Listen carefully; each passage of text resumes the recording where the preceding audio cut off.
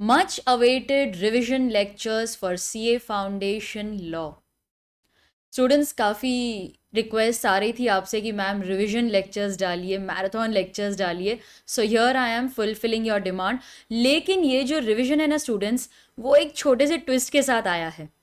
Twist क्या है? यहाँ पर सिर्फ मैं बोलूँगी आप सुनोगे, ऐसा बिल्कुल भी नहीं है. What I have come up with is right along worksheet style of revision. देखो स्टूडेंट्स, आप अकाउंट्स, मैथ्स, ये सब प्रैक्टिस करके लिख लिख के प्रैक्टिस करते हो कि नहीं? या फिर आप ऐसे करते हो कि हाँ ये अकाउंट्स का सम मुझे आता है, हाँ ये मैंने रीड कर लिया, ये ऐसे ऐसे सॉल्व करेंगे. मैथ्स की प्रॉब्लम आपने देख ली, क्या आपको देख के समझ में आ जाता है कि कैसे करना चाहिए? नहीं ना. क्यों? क्योंकि एग्जाम में जब तक आप सॉल्व नहीं करोगे आंसर नहीं आएगा. Similarly law is a theory writing subject. MCQ pattern तो बिल्कुल भी नहीं है. जब थियोरी राइटिंग है तो ओरली सिर्फ सुन के पढ़ के कैसे समझ में आएगा कि आपको एग्जाम में क्या लिखना है? मैं हमेशा से बोलती आई हूं आपको, right and practice, right and practice. लेकिन मुझे पता है आप बहुत बिजी चल रहे हो, आपको नहीं टाइम मिलता है राइटिंग एंड प्रैक्टिस करने का. तो मैं यहाँ पर आपको आपके लिए लेकर आई हूँ राइटिंग सॉल्विंग वर्कबुक. कैसे करेंगे हम ये रिवीजन? मैं आपके साथ रिवाइज करती रहूँगी और मैं आपको लिखवाऊंगी वो कीवर्ड्स, वो एग्जाम्पल्स, वो पॉइंट्स जो आपके आंसर में होने ही चाहिए. बस आप वो वर्ड्स पढ़ के जाना. सेंटेंस तो आप ऑटोमेटिकली फ्रेम कर सकते हो एग्जाम में. येस और नो, हमें क्या चाहिए? सिर्फ कीवर्ड्स. तो स्टूडेंट्स, ये रिवीजन राइट अलोंग वर्कशीट्स के साथ आएगा, जहां पर आप मेरे साथ रिवाइज भी करोगे, लिखोगे भी. और ये जो आप लिख रहे हो ये आपकी लास्ट मिनट रिवीजन है. 1 डे बिफोर द एग्जाम आपको इतना ही पढ़ के जाना है, आपका पूरा कॉन्सेप्ट रिवाइज हो जाएगा. बढ़िया है कि नहीं? यस और नो? अच्छा, अब दूसरा क्वेश्चन, मैम ये वर्कबुक हमें कहाँ से मिलेगी? तो उसका लिंक मैंने डिस्क्रिप्शन बॉक्स में डाला है. फॉर इंग्लिश ओनली लेक्चर्स उसका भी लिंक मैंने डिस्क्रिप्शन बॉक्स में डाला है, क्योंकि बहुत सारे आप ऐसे स्टूडेंट्स हो जो रिक्वेस्ट करते हो मैम प्लीज़ 100% इंग्लिश में लेक्चर्स बनाइए. तो उनके लिए भी मैंने यही रिविजन लेक्चर्स 100% इंग्लिश में बनाए हैं specially for you. Link is in the description box, आप वहां पर जाके वो लेक्चर्स देख सकते हो. वर्कबुक का भी लिंक मैंने डिस्क्रिप्शन बॉक्स में रखा है. तो स्टूडेंट्स, हम कैसे करेंगे ये? एक्ट वाइज वीडियोस अपलोड किए जाएंगे. आपको मेरे साथ बस सुनते रहना है और ये वर्कबुक फिल करती रहनी है. They are key words, they are important words जो आपके आंसर में होने ही चाहिए. सेंटेंस आप एग्जाम में बना लेना. वो एग्जाम्पल्स जो आपको कॉन्सेप्ट याद दिलाने में मदद करेंगे वो भी हम यहाँ पर शॉर्ट में लिखेंगे. मैं बताऊंगी आपको कैसे लिखना है. आप जो मेरे साथ बना रहे हो वो रिवीजन नोट्स हैं, वो लास्ट मिनट रिवीजन नोट्स हैं. एकदम से हैंड से लेके माइंड तक आपके माइंड में वो रजिस्टर हो जाएंगे कॉन्सेप्ट्स, ये मेरी गारंटी है. तो students, without wasting any more time, let us begin with the first act, that is the Indian contract act 1872. जितने भी एक्ट्स हैं आपको सीए फाउंडेशन में, इसका वेटेज सबसे ज़्यादा है. So let's get started with the first unit, जिसे मैंने पार्ट ए और बी में डिवाइड किया है. पार्ट ए में हम रिवाइज करेंगे nature of contract, everything relating to contract, essential elements, types of contracts. Second part में मैंने ऑफर और एक्सेप्टेंस डिस्कस किया है. ठीक है, so let us get started with nature of contract. The Indian Contract Act came into force on 1st September 1872 and it is applicable to the whole of India. After the Jammu and Kashmir Reorganization Act 2019, अब सारे acts whole of India को apply करते हैं, even Jammu and Kashmir. तो this act came into force on 1st सितंबर, ये आपको याद रखना है, 1872, and it applies to the whole of India. अच्छा, अब हम पहले कॉन्ट्रैक्ट एक्ट पढ़ रहे हैं. तो कॉन्ट्रैक्ट बनने से पहले मुझे क्या चाहिए? I need an agreement. So what is an agreement? Definition is given under section 2 clause ई. नहीं याद होगा तो भी चलेगा. लेकिन एग्रीमेंट की डेफिनेशन आपको याद रखनी है। तो एक कॉन्ट्रैक्ट बनाने से पहले मुझे सबसे पहले चाहिए agreement. So what is an agreement? Agreement is nothing but every promise and every set of promises forming consideration for each other is an agreement.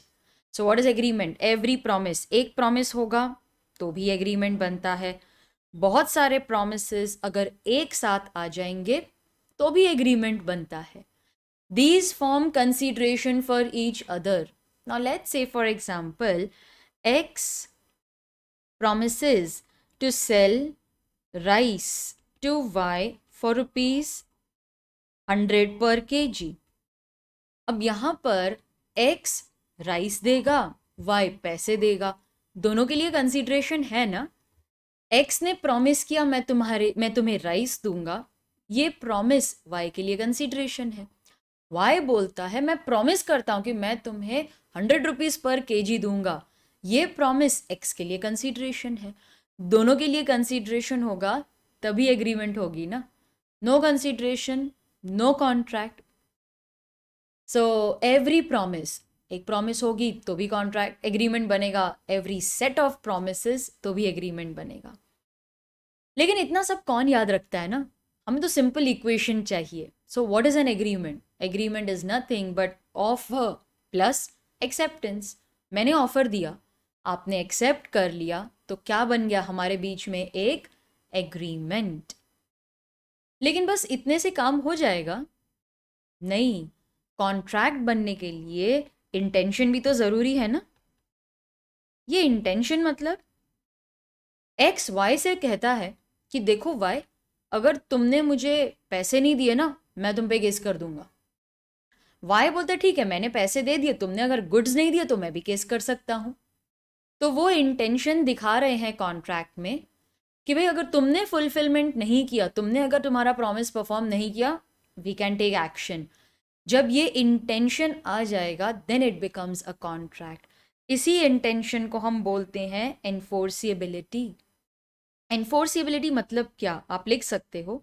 एनफोर्सिएबिलिटी means intention to sue, intention to file a case. If one party defaults, other party can take action. अच्छा, ऐसे कौन से cases है जहां पर हम तो presume करके चलते हैं कि एनफोर्सिएबिलिटी तो होगी, पार्टीज को एक्सप्रेसली बोलने की भी जरूरत नहीं है, प्रिजम्पशन है कि भाई एनफोर्सिबिलिटी तो होने ही वाली है. ऐसे कौन से एग्रीमेंट्स है जहां पर हम एनफोर्सिबिलिटी अज्यूम कर लेते हैं? बिजनेस और कमर्शियल एग्रीमेंट्स. देखो स्टूडेंट्स, आपको सिर्फ सुनना नहीं है, you have to write it along with me, तभी आपको लॉ याद रहेगा. नॉर्मली स्टूडेंट्स की एक ही कंप्लेन होती है कि मैम हमें समझ में आता है लेकिन हम लिख नहीं पाते, क्योंकि आप कभी लिख के पढ़ाई करते ही नहीं हो. आप क्या करते हो? रीड किया, लर्न किया, रीड किया, कभी लिखने की कोशिश की है? कभी लिख के रिवाइज किया है? नहीं ना. तो लिख के करो, आई एम श्योर आपको याद हो जाएगा. अब अगर यही सब आपको एग्जाम में आया तो कितना ईजी है याद रखना. What is an agreement? Every promise and every set of promises forming consideration for each other is an agreement. If you add enforceability, if you add intention to sue, it becomes a contract. In case of business or commercial, we presume that there is intention to sue, intention to file a case. हर चीज को आप sentence form में convert कर सकते हो, पूरा flow आपके आंखों के सामने आएगा when you sit to write the exam. ये मेरी गारंटी है. तो स्टूडेंट्स इस वर्कशीट को, इस वर्कबुक को बहुत ही सीरियसली लो, क्योंकि यही सब आपको एग्जाम में आंखों के सामने एक फिल्म के जैसे याद आएगा. अच्छा बताओ, ऐसे कौन से एग्रीमेंट्स है जहां पर ऐसा कोई प्रिजम्पशन नहीं है? There is no intention to sue, no intention to file a case. Yes, in case of social या फिर domestic agreements. In case of social और domestic agreements हम तो presume करते हैं there is no intention to sue. अच्छा, अगर आपको इसी का एग्जाम्पल लिखना है तो आप क्या लिखोगे? बिजनेस और कमर्शियल का आप खुद ही सोचो कि आप क्या एग्जाम्पल लिखोगे, वहां पर लिखो। Let's say buying a car, जो नॉर्मली मुझे स्टूडेंट्स बोलते हैं, ये उन्हें इजीली याद रहता है। Buying a car, buying a flat, ये इजी टू रिमेंबर है, इसीलिए हम ये लिखते हैं।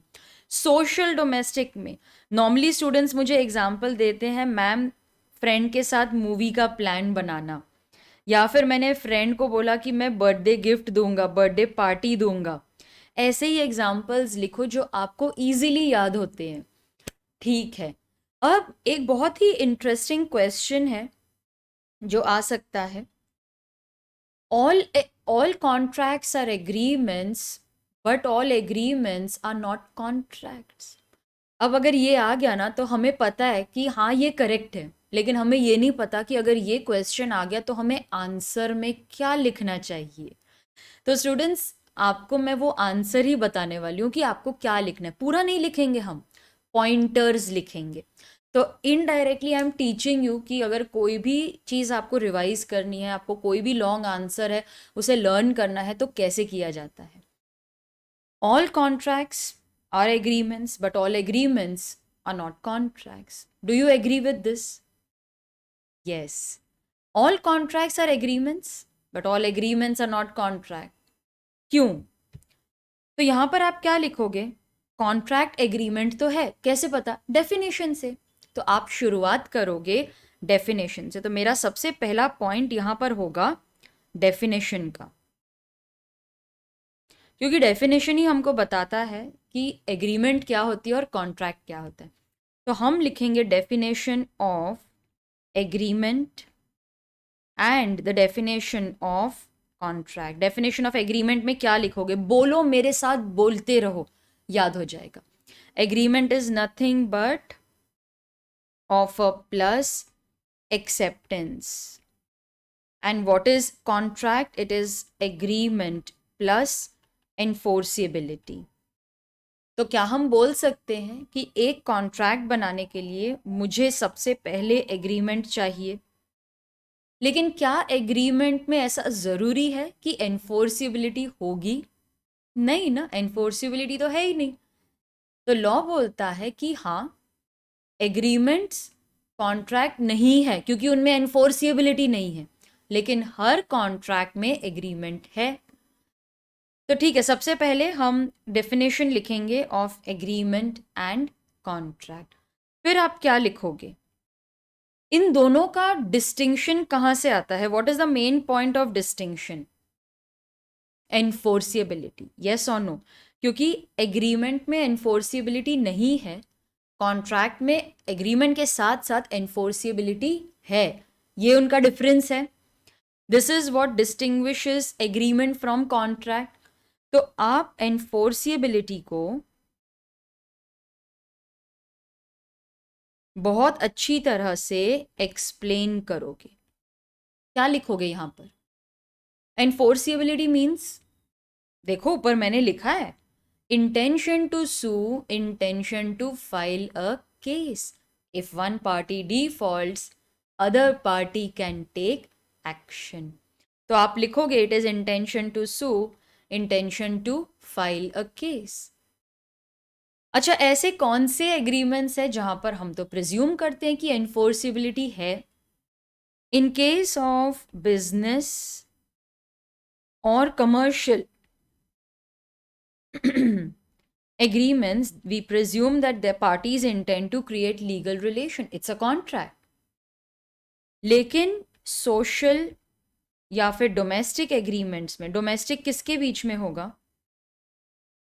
यस, हस्बैंड वाइफ, फादर सन, मदर डॉटर, इनमें ऐसा कोई प्रिजम्पशन नहीं है। ठीक है, तो यहाँ पर देर इज नो प्रिजम्पशन और यहाँ पे देर इज presumption.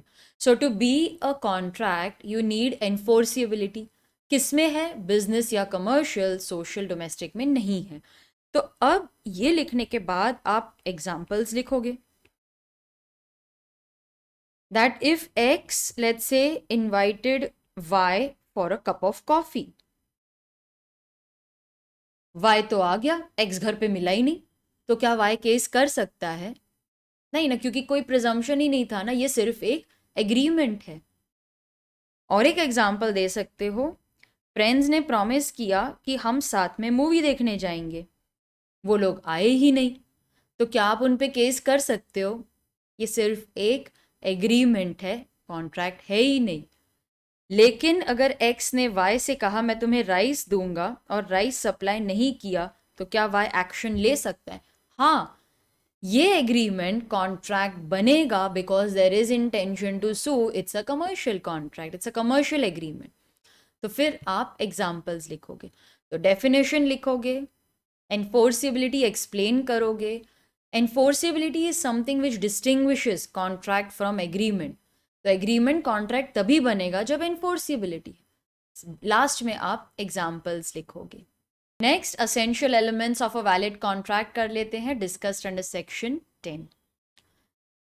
एक वैलिड कॉन्ट्रैक्ट बनाने के लिए क्या चाहिए आपको?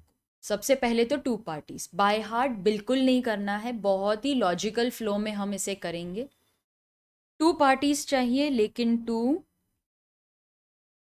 डिस्टिंक्ट पार्टीज होनी चाहिए। डिस्टिंक्ट मतलब आप लिख सकते हो सेपरेट, आप लिख सकते हो डिफरेंट, जो वर्ड आपको ठीक लगता है।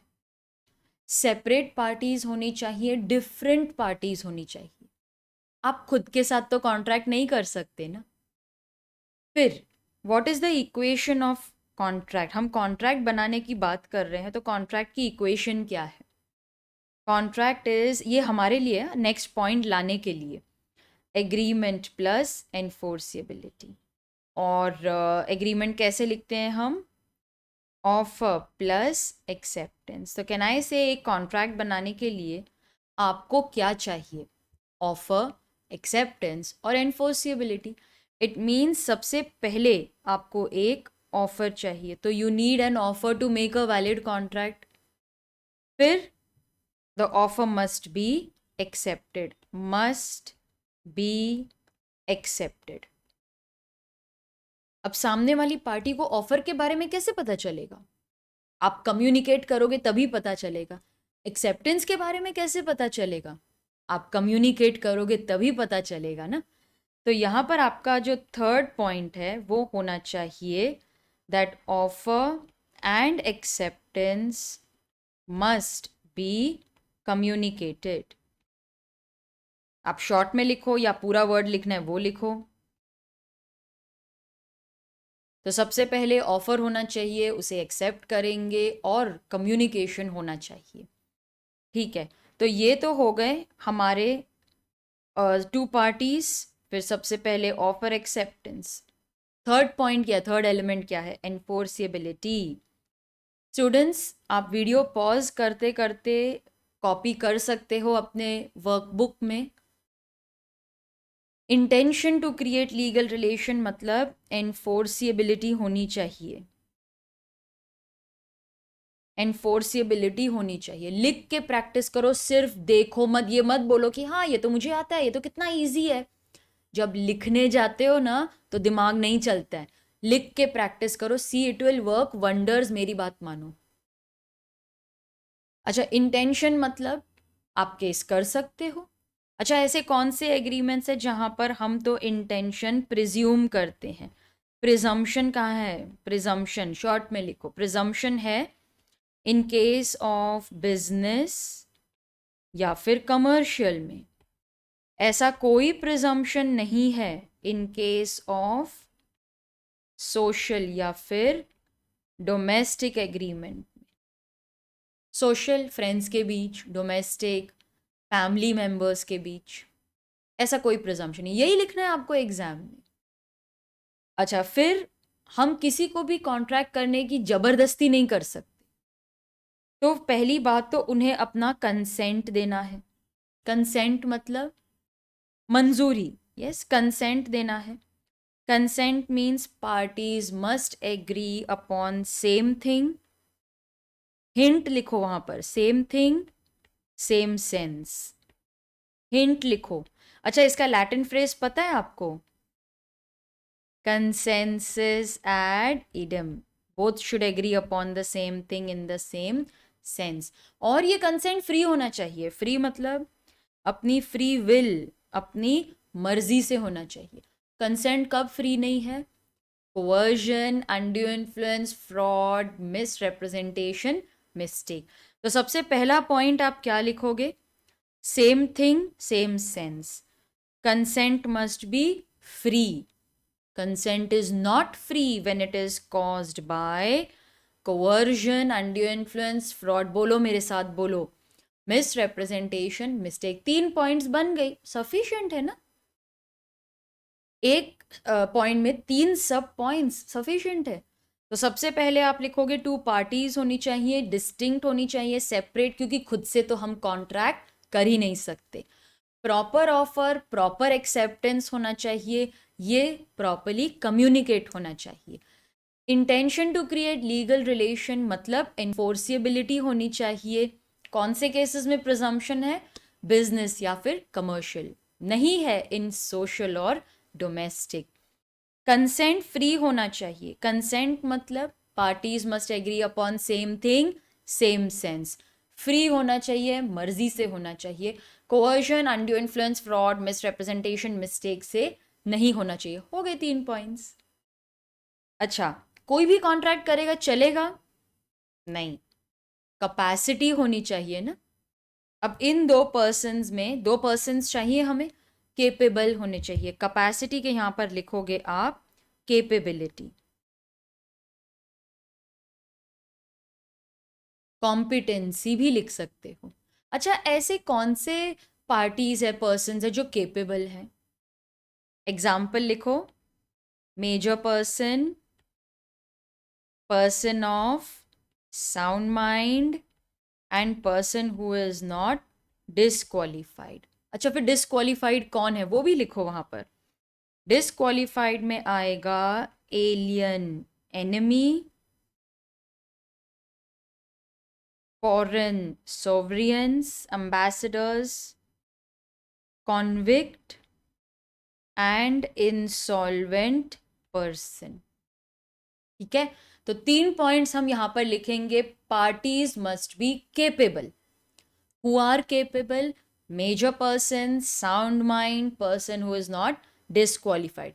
Who are disqualified? Alien enemy, foreign sovereigns, ambassadors, convict and insolvent. Section 11। फिर बात आती है कंसीडरेशन की। कोई फ्री में कॉन्ट्रैक्ट करता है क्या? नहीं। कंसीडरेशन, अरे एग्रीमेंट की तो डेफिनेशन में भी था कंसीडरेशन। तो कंसीडरेशन मतलब क्या? कंसीडरेशन मीन्स समथिंग, आप पहले मीनिंग लिखोगे आपके आंसर में, ठीक है? Something in return. कंसीडरेशन मतलब क्या? Something in return. क्या आपको लैटिन फ्रेज पता है इसका? क्विड प्रो क्यो, ये भी आप लिख सकते हो। तो कंसीडरेशन का पहले मीनिंग लिखोगे। Consideration means something in return, quid pro क्यो। ठीक है, consideration must B for both the parties, और ये कंसीडरेशन लॉफुल होना चाहिए। Lawful means something which is accepted by law. आप लिखोगे it is accepted by law. और कंसीडरेशन के साथ में आप लिख सकते हो फॉर बोथ पार्टीज। दोनों पार्टीज के लिए कंसीडरेशन होनी चाहिए ना। तो 3 सब पॉइंट्स बहुत है, हर एक में हमारे पास 3-3 पॉइंट आ रहे हैं। देखो, सेक्शन 23 था वो।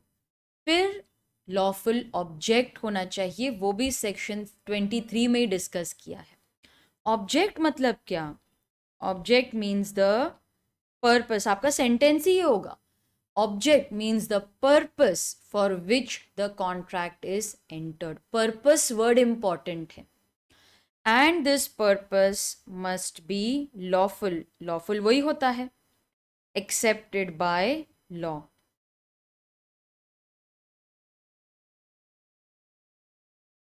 अब क्या आप इन दोनों में एग्जाम्पल लिख सकते हो? बिल्कुल लिख सकते हो।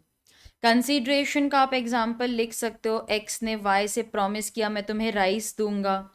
वाई ने प्रॉमिस किया मैं तुम्हें 100 रुपीज़ पर केजी पे करूँगा। ऑब्जेक्ट में आप कुछ भी लिख सकते हो, जैसे राइस दे दिया, या फिर आपने लिख दिया दैट परचेसिंग बस टिकट, ये भी एक कॉन्ट्रैक्ट है, क्योंकि इनके ऑब्जेक्ट लॉफुल हैं। आप फिर अनलॉफुल का भी एग्जाम्पल दे सकते हो, जैसे डीलिंग इन ड्रग्स, ये अनलॉफुल है। कॉन्ट्रैक्ट्स टू किल, ये अनलॉफुल है, तो ये कॉन्ट्रैक्ट वैलिड नहीं होगा, ये नॉट वैलिड कॉन्ट्रैक्ट। और इधर आप लिख सकते हो कि ये होगा एक वैलिड कॉन्ट्रैक्ट। स्टूडेंट्स, मैं आपको फिर से दिखा देती हूँ, अगर किसी का कुछ मिस हो गया है लिखना तो चेक कर लो आपने सब ठीक से लिखा है या नहीं। You can always pause the video and complete your book. मेरे साथ साथ अगर नहीं लिख पा रहे हो तो वीडियो पॉज कर करके लिखो। ये देखो, ये चेक कर रही है, आपने लिख लिया है ना बराबर से? चेक कर लो आपका सब कंप्लीट है कि नहीं। Done, okay.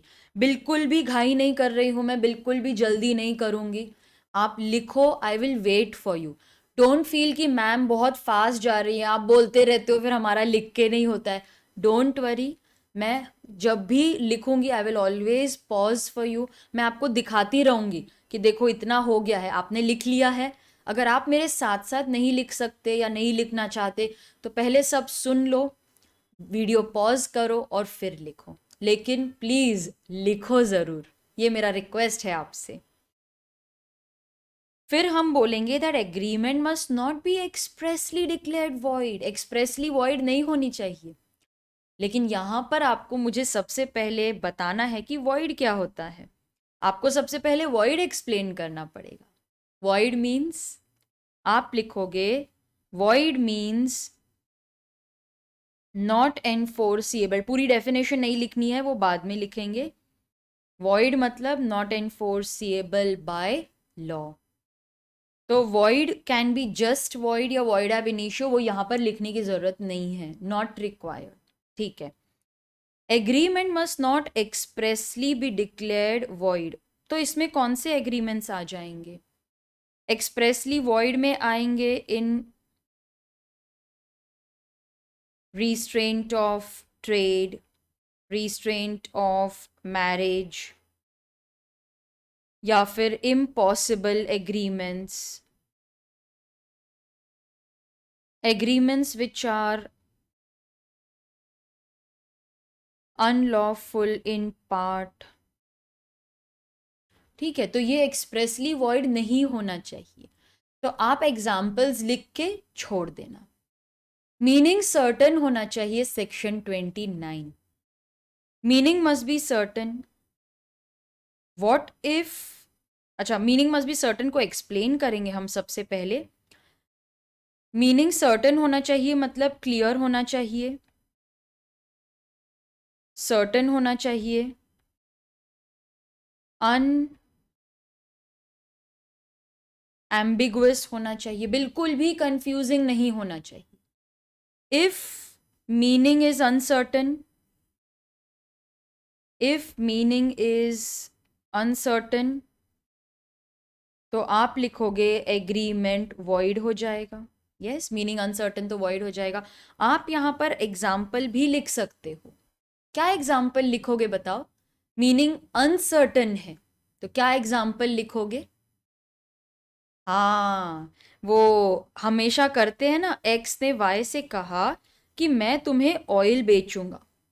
कौन सा ऑयल, वो तो लिखा ही नहीं, तो यहां पर आप लिखोगे type of oil, not specified.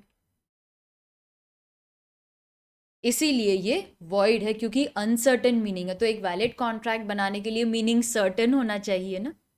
ठीक है, तो ये सब आप लिखोगे। स्टूडेंट्स, ये देख लो आपके नोट्स कंप्लीट है, ये यहाँ तक कंप्लीट है। ओके, वीडियो पॉज कर लिया करो और देख लिया करो कंप्लीट है या नहीं। Possibility of performance, it should be capable of being perform, तो वर्ड क्या लिखोगे आप यहाँ पर?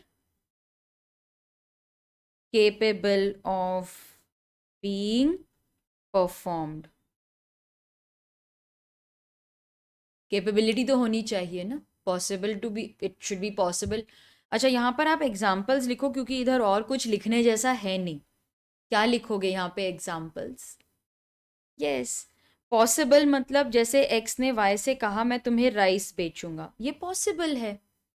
लेकिन एक्स ने वाई से कहा I will bring a star, I will bring a moon from the sky, ये तो इम्पॉसिबल है. इम्पॉसिबल है इसीलिए वॉइड है. क्या लिखोगे आप? इम्पॉसिबल है इसीलिए वॉइड है. अगर कोई लीगल फॉर्मेलिटी है तो वो पूरी करो. अच्छा बताओ कौन सी लीगल फॉर्मेलिटीज होंगी? लिखो वहां पर. कभी कभार हमें अटेस्टेशन कराना पड़ता है, कभी कभार लॉ बोलता है आपकी एग्रीमेंट तो राइटिंग में ही चाहिए, स्टैंपिंग होनी ही चाहिए. ठीक है, तो अटेस्टेशन, स्टैंपिंग राइटिंग में होनी चाहिए. अच्छा, ऐसे एग्जाम्पल में क्या लिख सकते हो आप इधर? ऐसे कौन सी एग्रीमेंट जहाँ पे हम कंपलसरी बोलते हैं नहीं राइटिंग में ही होना चाहिए? Sale of immovable property. क्या लिखोगे आप? सेल ऑफ इमूवेबल प्रॉपर्टी, ये तो राइटिंग में ही होनी चाहिए और इस पे आपको स्टैंपिंग भी करानी है, स्टैम्प ड्यूटी भी भरनी है. बस इतना लिखेंगे सफिशिएंट है. So if there is legal, तो यहाँ पर आप इफ वर्ड लिख सकते हो क्योंकि ये कंपलसरी नहीं है. अगर कुछ लॉ बोलता है तो वो करो. तो स्टूडेंट्स ये लिख लो और रिवीजन में देखो हमारा कितना फटाफट हो जाएगा. देखा आपने? दे देखो. There must be two distinct parties. Distinct मतलब separate parties. You cannot enter into contract with yourself. There must be proper offer and acceptance. This must be properly communicated. There must be intention to create legal relation. Presumption कहाँ है कहाँ नहीं है वो लिखोगे. Consent होना चाहिए और ये consent फ्री होना चाहिए. कैपेसिटी मतलब कैपेबिलिटी होनी चाहिए, इसमें लिखोगे major sound mind not disqualified. Consideration must be lawful. Consideration means something in return. Quid pro quo. Lawful means it is accepted by law. Example लिखोगे. ऑब्जेक्ट लीगल होना चाहिए. Object means the purpose for which the contract is entered. Lawful होना चाहिए. Examples लिखेंगे. Void नहीं होना चाहिए आपका एग्रीमेंट. वॉइड का मीनिंग लिखेंगे और फिर ऐसे कौन से एग्रीमेंट्स है जो एक्सप्रेसली वॉइड है वो लिखेंगे. मीनिंग सर्टन होना चाहिए. मीनिंग सर्टन मतलब क्लियर होने चाहिए वर्ड, सर्टन होने चाहिए, अनएम्बिगुअस होने चाहिए. मीनिंग अनसर्टन है, कॉन्ट्रैक्ट वॉइड हो जाएगा. पॉसिबिलिटी ऑफ परफॉर्मेंस होनी चाहिए. It must be capable of being performed. Examples लिखो. अटेस्टेशन, स्टैंपिंग और कोई लीगल फॉर्मेलिटी होगी तो वो पूरी करो. तो स्टूडेंट्स हमेशा मुझे आप यही पूछते हो ma'am what to write. Ma'am हमें ना समझ में नहीं आता कि क्या लिखना चाहिए. तो मैंने सोचा भाई रिवीजन मतलब क्या, मैं ही बोलती रहूं और आप सिर्फ सुनते रहो. I don't want to do it that way. Revision मीन्स आप रिवाइज करो, आप याद करने की कोशिश करो और क्या लिखना चाहिए वो मेरे साथ लिखो. तो स्टूडेंट्स आपकी जो हमेशा से परेशानी रही है ना ma'am what to write, ma'am हमसे लिखा ही नहीं जाता है. हमको आता है बट हमको पता नहीं क्या लिखना चाहिए. वो क्या लिखना चाहिए ना इधर सॉल्व हो जाएगा. Is it clear? तो मेरा जो ये वर्कबुक का एम है वो एक ही है. You should know what to write. Ma'am क्या लिखें वो आपका यहाँ पे क्लियर हो जाना चाहिए. चलो आगे बढ़ते हैं. Classification of contract. सबसे पहला क्लासिफिकेशन है वॉइड कॉन्ट्रैक्ट. देखो स्टूडेंट्स मैं आपके साथ पूरी पूरी डेफिनेशन नहीं लिखवा रही हूँ आपको. वो तो नोट्स आपके पास है, मॉड्यूल है आपके पास. जो कीवर्ड्स हैं हम वो लिख रहे हैं, जो हमें एग्जाम में लिखना है हम उसकी प्रैक्टिस कर रहे हैं. तो ये रिवीजन लेक्चर्स थोड़े ट्विस्ट के साथ आए हैं. ये रेगुलर वाले नहीं हैं, ये एकदम एग्जाम ओरिएंटेड है. आप मुझे एग्जाम में याद करोगे कि मैम आपने जो कीवर्ड्स लिखाए थे ना हमें उसकी वजह से ही आंसर फ्रेम करना आया है, गारंटी बोलती हूँ. अच्छा, वॉइड कॉन्ट्रैक्ट क्या होगा? वॉइड मीन्स क्या लिखोगे आप? Void means it is not enforceable by law. यहाँ पर void may be either just void or it will be void ab initio. Just void या फिर void ab initio. What is the meaning of just void? Just void means the contract was, you can write it in your own words. You can write it in your own words. कभी कभार students को definition याद नहीं होती है, कोई बात नहीं, you can write it in your own words. Void means when the contract was entered, that time it was valid. So valid when entered. फिर क्या लिखोगे? Later becomes void. तो क्या लिखेंगे हम? देखो हम कीवर्ड्स लिख रहे, सेंटेंस में आप एग्जाम में कन्वर्ट कर सकते हो. It was valid when it was entered, later on it becomes void. What is void ab initio? Void ab initio मतलब void right from the beginning. Void right from the beginning. Voidable क्या होता है? इसमें yes काफ़ी कुछ है लिखने के लिए. वॉइडेबल मतलब क्या? वॉइडेबल का मतलब है that whether the contract should be treated as valid और वॉइड. ये ऑप्शन अवेलेबल है एग्रीव्ड पार्टी के पास. यस, डेफिनेशन मॉड्यूल में से आप पढ़ सकते हो, बाय हार्ट ही करनी है. यहाँ पर हम मीनिंग समझ रहे हैं, हम उसका इंटरप्रिटेशन कर रहे हैं. So voidable means that a contract which remains valid till rescinded. ये आपके आंसर में आना चाहिए. तो voidable मतलब क्या? आप लिखोगे the aggrieved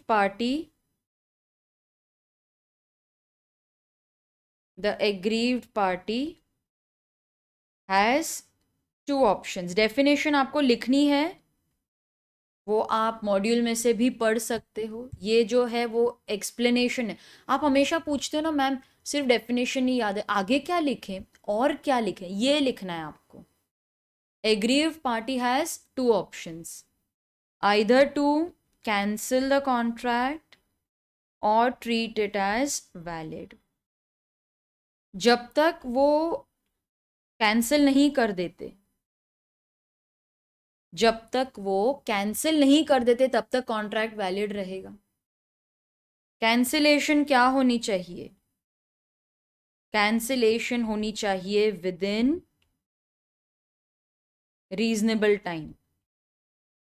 जैसे एग्जाम्पल लेते हैं हम, एक्स ने वाई को बहुत मार पीट कर उसका घर ले लिया. बहुत मारा, कोअर्जन यूज की ना. वाई भी डर के मारे घर बेच देता है, लेकिन बाद में उसे रियलाइज होता है अरे ये मैंने क्या किया, डर के मारे घर दे दिया. फिर उसके पास दो ऑप्शंस हैं. तुम कोर्ट के पास जाओ, कॉन्ट्रैक्ट कैंसिल करवा लो, या चुपचाप बैठ के इसे वैलिड कर दो. या तो कोर्ट के पास जाओ, कॉन्ट्रैक्ट कैंसिल कर दो, या चुपचाप बैठे इसे वैलिड ट्रीट करो. अगर कॉन्ट्रैक्ट कैंसिल हो जाता है, कॉन्ट्रैक्ट अगर कैंसिल हो जाता है, आपको अपना घर मिल जाएगा. कैंसिलेशन में आपको जो बेनिफिट है वो रीस्टोर करना पड़ेगा. तो मैं यहाँ पर लिख देती हूँ बेनिफिट रीस्टोर, मतलब बेनिफिट वापस करना पड़ेगा. ठीक है, मैंने एक अलग से वीडियो भी किया था वॉइडेबल कॉन्ट्रैक्ट पे, आप वो भी जाके देख सकते हो. तो क्या लिखोगे आप? Aggrieved party has two options, either treat the contract as cancelled या फिर वैलिड रखो. कॉन्ट्रैक्ट कैंसिल कर दोगे तो बेनिफिट वापस करना पड़ेगा. जब तक कैंसिल नहीं करोगे कॉन्ट्रैक्ट वैलिड ही रहेगा. कैंसिलेशन रीजनेबल टाइम में होनी चाहिए. ये सिर्फ एग्रीव्ड पार्टी के पास ऑप्शन है. अच्छा, ऐसे कौन से केसेस है जहां पर कॉन्ट्रैक्ट वॉइडेबल है? तो आप एग्जाम्पल भी लिख सकते हो. कोअर्जन, अनड्यू इन्फ्लुएंस, फ्रॉड और मिसरिप्रेजेंटेशन में कॉन्ट्रैक्ट वॉइडेबल है. मिस्टेक नहीं लिखा आपने मैम, मिस्टेक का जो है वो हो जाएगा वॉइड. मिस्टेक में कॉन्ट्रैक्ट वॉइड होगा. ठीक है. फिर इलीगल क्या होता है? अच्छा, मैं रुकती हूँ 2 मिनट, आपको इतना लिखना होगा ना, I will wait for 2 seconds. Video pause कर लो। ठीक है। इलीगल कॉन्ट्रैक्ट क्या होता है? इलीगल का एक ही आपको याद रखना है, फॉरबिडन बाय लॉ। लॉ तो मना ही कर देता है कि आप ये कॉन्ट्रैक्ट नहीं कर सकते, it is forbidden by law, ये कीवर्ड है। वैलिड क्या होगा? वैलिड मतलब all essential elements are present. All the essential elements are present. फिर इसके साथ आप एग्जाम्पल लिख देना वैलिड का। अनएनफोर्सिएबल क्या होता है? अनएनफोर्सिएबल, अनएनफोर्सिएबल देखो वैसे तो वैलिड है, लेकिन यहां पर एक टेक्निकल डिफेक्ट है। ये आपके आंसर में वर्ड्स आने चाहिए, टेक्निकल डिफेक्ट्स। एग्जाम्पल वो भी तो देना है ना, क्या टेक्निकल डिफेक्ट? राइटिंग में होना चाहिए था, मैंने नहीं करवाया। अटेस्टेशन चाहिए थी, मैंने नहीं करवाई। स्टैंपिंग चाहिए थी, नहीं करवाई। तो फिलहाल कॉन्ट्रैक्ट अनएनफोर्सिएबल है। मैंने निकाल दिया ये डिफेक्ट, मैं राइटिंग में ले आई, अटेस्टेशन करा दिया, कॉन्ट्रैक्ट फिर से एनफोर्सिएबल हो जाएगा। तो मैं यहां पर लिखूंगी remove the defect, remove the defect, contract becomes valid. Enforceable आप कुछ भी लिख सकते हो, आपने डिफेक्ट निकाल दिया, कॉन्ट्रैक्ट एनफोर्सिएबल हो गया। एक्सप्रेस मतलब क्या? Express means it is expressed in words, oral और रिटन। फिर एग्जाम्पल देंगे। इजी है ना ये तो आपको याद आता ही होगा। एक्सप्रेस मीन्स वर्ड्स में दिए हैं, ओरल या रिटन। जैसे मैं आपको पूछती हूँ, do you want to buy this pen, do you want to buy this mouse, expressly मैंने पूछा है आपको, आप जवाब भी वर्ड्स में ही देते हो, उसे बोलते हैं एक्सप्रेस कॉन्ट्रैक्ट। स्टूडेंट्स इतना आप कंप्लीट कर लो लिखने का। ओके मैं ज़्यादा देर नहीं रुकूंगी, you can always pause the video. Next है इम्प्लाइड कॉन्ट्रैक्ट। इम्प्लाइड मतलब क्या? Implied means it is understood. कैसे समझेगा? देखो, या तो इम्प्लाइड होगा बाय फैक्ट्स, या फिर इम्प्लाइड होगा बाय लॉ। ठीक है, इम्प्लाइड दो ही हो सकते हैं, बाय फैक्ट या फिर बाय लॉ। फैक्ट मतलब जैसे एक्स ने अपना लगेज प्लेटफॉर्म पे रखा था, एक कूली आया, उठाकर चलने लगा, आपने भी उसे रोका नहीं। फिर कूली जब सामान उतार देता है, पैसे मांगता है, आपको देने ही पड़ेंगे, क्योंकि वो फैक्ट से ही पता लग रहा है कि भाई आपके आपके लिए उसने सर्विसेज दिए, आपको पे तो करना पड़ेगा। It is understood from the facts of the case. Implied by law क्या होता है? मतलब parties never intended to enter into contract, law बोलता है तुम्हारे बीच में कॉन्ट्रैक्ट हो गया। बाय लॉ है even though parties never intended to contract, उनका कोई इंटेंशन ही नहीं था कॉन्ट्रैक्ट करने का। यहां पर आप एग्जाम्पल लोगे कि एक्स ने by mistake goods by mistake Y के हाउस में दे दिए, वाई ने भी रख लिए, ये तो आपने पढ़ा होगा एग्जाम्पल। वाई ने रख लिए गुड्स, अब लॉ बोलता है तुमने गुड्स रख लिए, यूज कर लिए, चलो पैसे दो। तो फैक्ट मतलब कि फैक्ट्स ऑफ द केस वो बताते हैं, इम्प्लाइड मतलब ये तो अंडरस्टूड है ना, इम्प्लाइड बाय लॉ। अच्छा, टैसिट कोई अलग से क्लासिफिकेशन नहीं है, tacit is an implied contract, ये इम्प्लाइड बाय फैक्ट ही है। The word tacit actually means to say nothing, चुप रहना। फैक्ट्स और सर्कमस्टेंसेस ही आपको बता देते हैं। Okay, It is inferred from the conduct, from the action, facts of the case, conduct of the parties. इसमें ना स्टूडेंट्स दो एग्जाम्पल्स आएंगे ना तो आप टैसिट लिखोगे वरना नहीं लिखोगे. Is it clear? दो एग्जाम्पल्स आएंगे तो टैसिट लिखना. Sale by fall of hammer and auction. Okay, sale by fall of hammer auction आया तो ही टैसिट लिखना वरना गो फॉर इम्प्लाइड. एग्जीक्यूटेड या यूनिलैटरल. एग्जीक्यूटेड मतलब पार्टीज ने अपना काम कर लिया, ठीक है. एग्जीक्यूटेड मतलब बोथ हैव परफॉर्म्ड. यूनिलैटरल मतलब one party has performed his promise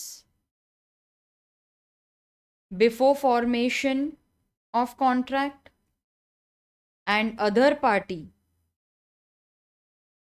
जो दूसरी पार्टी है, उसका परफॉर्मेंस आफ्टर फॉर्मेशन होगा. समझ गए? तो एक पार्टी का परफॉर्मेंस पहले हो चुका है कॉन्ट्रैक्ट बनने से पहले, दूसरी का बाकी है. एग्जीक्यूटरी. अच्छा, आप मुझे पूछोगे मैम यूनिलैटरल का एक एग्जाम्पल दे दो, तो चलो वो भी डिस्कस कर लेते हैं.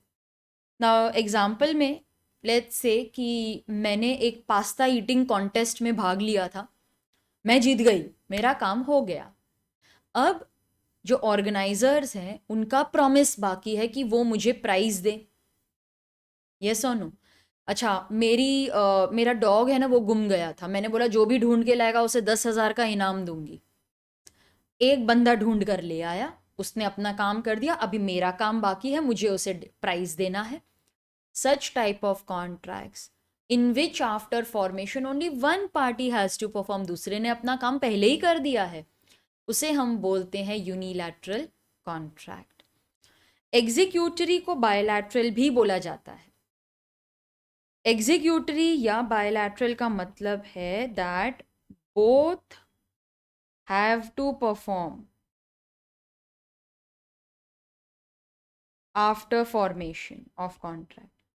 आफ्टर फॉर्मेशन दोनों का परफॉर्मेंस बाकी है, उसे बोलते हैं हम एग्जीक्यूटरी या बायलैटरल. तो मैंने आपको प्रॉमिस किया मैं राइस दूंगी, मेरा राइस देना बाकी है, आपके पैसे देने बाकी हैं. तो जब दोनों पार्टीज को कुछ काम करना बाकी है आफ्टर फॉर्मेशन, उसे आप एग्जीक्यूटरी भी बोल सकते हो, बायलैटरल भी. यूनिलैटरल और बायलैटरल कोई ऐसा सेपरेट काइंड ऑफ क्लासिफिकेशन नहीं है, वो एग्जीक्यूटेड और एग्जीक्यूटरी का ही पार्ट है. स्टूडेंट्स, देखते ही देखते हमारा जो इंट्रोडक्शन है, essential elements, types of contracts, revise करके भी हो गया. हमने तो लास्ट मिनट के लिए नोट्स भी बना लिए. That's so cool, that's so amazing. Last का पार्ट चेक कर लो, आपने बराबर से लिखा है या नहीं अपने वर्कबुक में. यस, लिखा है. ओके स्टूडेंट्स, ये मैं एज डाउनलोड भी दे रही हूँ आपको, और अगर आपको इसकी कॉपी चाहिए तो आप लिंक फॉलो करके इसकी कॉपी भी ले सकते हो. Choice is yours. अगर आपके पास प्रिंटर है आप घर पे प्रिंट कर लो, नहीं है तो मैं आपको वो कॉपी भेज दूंगी. बहुत ही रीजनेबली प्राइस है, आप सबके बेनिफिट के लिए है. Now next let us discuss offer and acceptance.